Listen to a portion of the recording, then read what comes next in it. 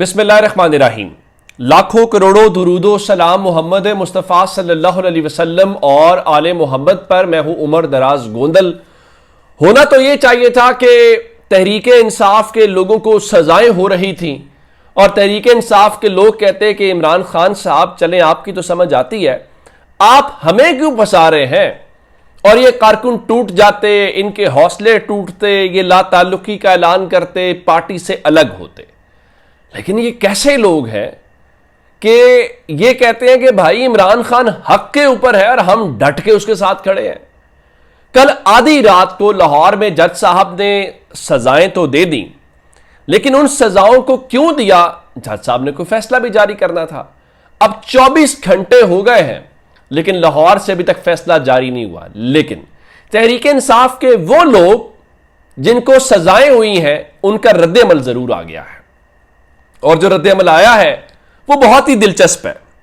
मैं सबसे पहले डॉक्टर यास्मीन राशिद का रद्द-ए-अमल आप तक पहुंचाना चाहता हूं। उसकी वजह यह है कि वो खातून है, 70 साल से उनकी उम्र ज्यादा है और वो कैंसर सर्वाइवर है। अच्छा, डॉक्टर यास्मीन राशिद ने जो बयान दिया वो बहुत ही दलेरी वाला, बहादुरी वाला है। उन्होंने पहली बात की कि जो खुद आजाद ना हो वो हमें क्या आजादी देगा, पहली बात। दूसरी बात उन्होंने ये कही कि मैं आज भी वहीं खड़ी हूं जहां आज से 2 साल पहले खड़ी थी, जिसका मतलब यह हुआ कि सजाओं से या किसी और मसले से कोई फर्क नहीं पड़ा। यास्मीन राशिद अपनी उसी चीज के ऊपर कायम और दायम है। आगे चलते हैं। इजाज चौधरी वो कहते हैं कि हम मुल्क में जमहूरियत और आइन की बहाली के लिए कुर्बानी दे रहे हैं और हमारी कुर्बानी आइंदा आने वाली नस्लों के लिए है।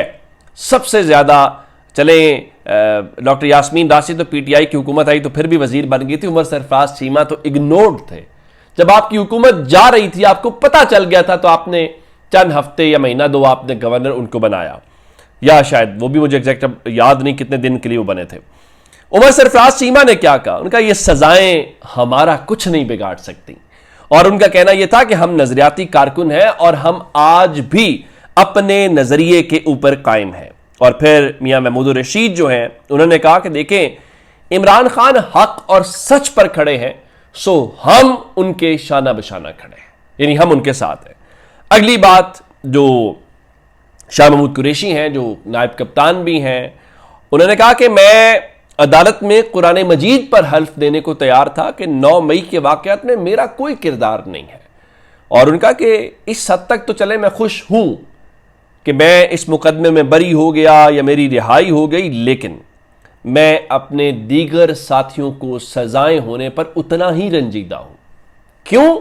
उनके मुताबिक अगर मैं बेकसूर या बेगुनाह था तो मेरे दीगर साथी भी मेरी तरह बेकसूर हैं। अब मुझे बताइए कि कहां पे ऐसा होता है कि लोगों को सजाएं हों और वो इतनी ग्रेस के साथ, इतनी स्पिरिट के साथ अपनी लीडरशिप के साथ खड़े हों और उनको कोई फर्क ना पड़े। यानी आज भी पाकिस्तान तहरीक इंसाफ ने चारसदा के अंदर एक वर्कर्स कन्वेंशन किया है और वहां पे वो 5 अगस्त के हवाले से तहरीक चलाना चाहते हैं। अब 5 अगस्त को तहरीक क्या चलेगी, इस बात का इल्म नहीं है। आया तहरीक इंसाफ, गड्डापुर साहब तो मुझे उस मूड में नहीं दिखाई दे रहे, और पंजाब में अपने तौर पे लोग कोशिश ज़रूर कर रहे हैं, लेकिन मुझे नहीं लग रहा कि 5 अगस्त को कोई ऐसी तहरीक आने वाली है जो खान साहब कह रहे थे कि उसका वो अपने पीक पे होगी। कोई एहतजाजी मुजाहरा कोई इस तरह से तो हो पाएगा, लेकिन वो जो पब्लिक मूवमेंट होती है जिससे बहुत कुछ डीरेल हो जाए, बहुत कुछ तब्दील हो जाए, मुझे वैसा होता हुआ कुछ दिखाई नहीं दे रहा। आगे चलते हैं। अब मैं तो पिंडी वाली सूरत हाल के ऊपर कि पिंडी वाला जो बटन दबने वाली बात है। एक तो मैंने आपको बताया कि सुबह तोशाखाना 2 केस की समाअत जो है वो अडयाला जेल के अंदर होगी, लेकिन आज रावलपिंडी की जो अदालत है उसने 26 नवंबर के जो एहतजाज को लेके 3 मुकदमात हैं उसमें वारंट गिरफ्तारी जारी किए हैं। और वारंट गिरफ्तारी किस किस के जारी किए गए हैं, उसमें जनाब जो साबिक सदर आरिफ अलवी हैं उनका नाम शामिल है, अली अमीन गंडापुर का नाम शामिल है, शाहिद खटक का नाम शामिल है, खालिद खुर्शीद का नाम है, फैसल अमीन का नाम है, वहाब अलवी का नाम है और हमाद अजहर का नाम है। सबको पता है कि हमाद अजहर लाहौर में हैं, उनके वालिद का आज इंतकाल हुआ और जनाजा उनका आज हुआ।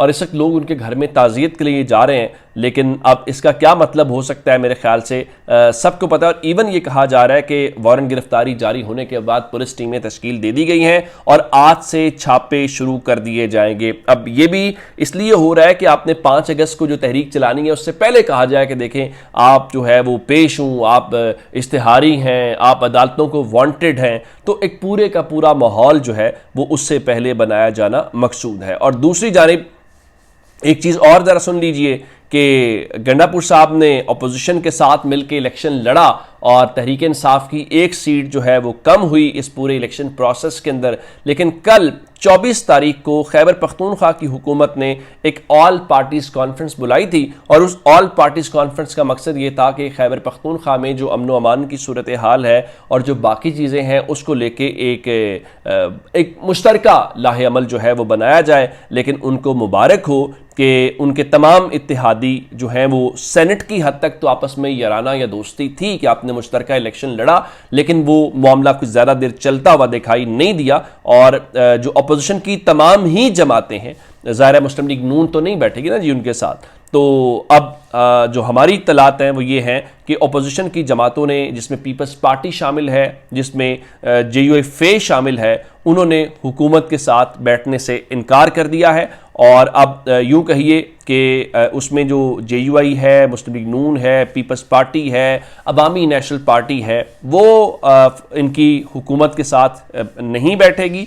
तो अगर वो नहीं बैठेगी तो हुकूमत कल अकेली तो ऑल पार्टीज कॉन्फ्रेंस नहीं करवा सकती। और उनके जो सूबाई सदर हैं वो पीपल्स पार्टी के कह रहे थे कि इस गैर संजीदा हुकूमत की ऑल पार्टीज कॉन्फ्रेंस के अंदर हम शरीक नहीं होंगे। अगर ये इतने ही गैर संजीदा थे तो आप लोग सब मिलके इलेक्शन कैसे लड़ रहे थे, जहां पे आप लोगों के ज़ाती मफादात जुड़े हुए थे?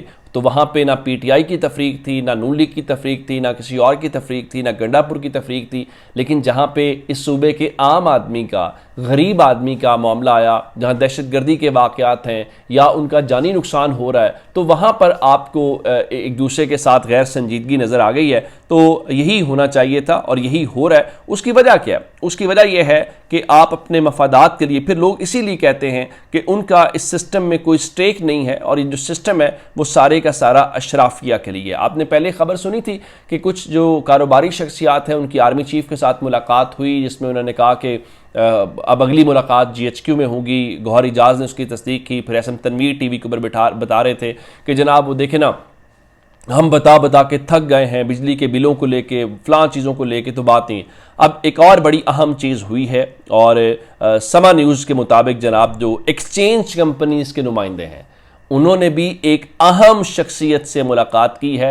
मलिक बोस्तान जो हैं उनके सदर हैं, तो उनकी सरबराही के अंदर ये मुलाकात हुई है और बताया गया जिस मुलाकात में जो डॉलर रेट है उस पर गुफ्तगू हुई है। और उनका जी हमने बताया है कि जो डॉलर है वो अफ़गानिस्तान और ईरान स्मगल हो रहा है और इसके अलावा जो डॉलर एजेंट्स हैं वो फ़रोख्त करने वालों को ज़्यादा रेट का लालच देकर उनसे डॉलर्स ख़रीद रहे हैं। तो अब इसमें अगर अहम शख्सियत है, अगर तो हुकूमत के साथ होती तो मेरा ख्याल है कि हुकूमत खुल के खुद बताती कि जनाब देखें ये हमारे साथ इनकी मुलाकात हुई है, यहाँ हम जो है इस चीज़ को कम कर रहे हैं। तो मेरे ख्याल से हुकूमत के साथ तो नहीं हुई ये मुलाकात। वैसी ही मुलाकात लग रही है जैसे अगर आपको याद हो तो वो मुलाकात हुई थी उनके साथ कारोबारी शख्सियात के साथ। तो उन्होंने खुल के बताया था कि उसमें हुकूमती शख्सियत कोई मौजूद नहीं थी, मोहसिन नकवी मौजूद थे। और मोहसिन नकवी कौन सी हुकूमत है मेरे ख्याल से वो हम सब जानते हैं। तो हुकूमत का काम मेरा ख्याल है सिर्फ ज़ाहिरी दिखावा या उससे ज़्यादा फ़िलहाल कोई बात दिखाई नहीं दे रही। वो हुकूमत उसमें यूँ समझ लेना चाहिए कि एक इक़्तिदार है और एक इख्तियार है। और पाकिस्तान में उमूमी तौर पे इक़्तिदार तो होता है, इख्तियार नहीं होता। और शहबाज शरीफ और मुस्लिम लीग नून की गवर्नमेंट के पास तो ज़रा ये ज़्यादा वाला एलिमेंट है कि उनके पास इक़्तिदार है और इख्तियार नहीं है। तो ये अब तक की अपडेट्स हैं। अपना बहुत सारा ख्याल रखिएगा। खुदा हाफिज़।